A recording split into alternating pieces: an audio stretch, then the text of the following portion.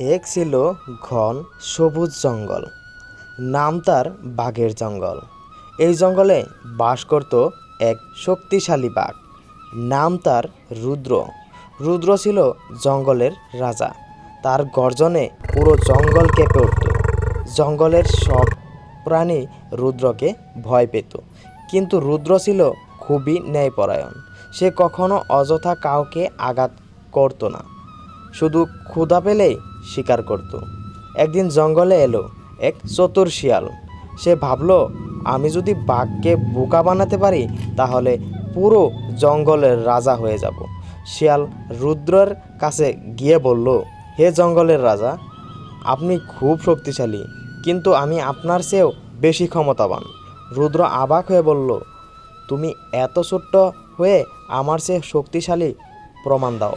তখন শিয়াল বলল, চলুন আমার সাথে জঙ্গলে হাঁটুন, দেখবেন সবাই আমাকে কত ভয় পায়। রুদ্র শিয়ালের কথা মেনে তার সাথে হাঁটতে লাগলো। জঙ্গলের অন্য প্রাণীরা দূর থেকে বাঘকে দেখে ভয়ে পালাতে লাগলো, কিন্তু শিয়াল ভাবলো তারা তাকে ভয় পাচ্ছে। শিয়াল হাসতে হাসতে বলল, দেখলেন তো, সবাই আমাকে দেখে পালাচ্ছে। রুদ্র সব বুঝে ফেলল।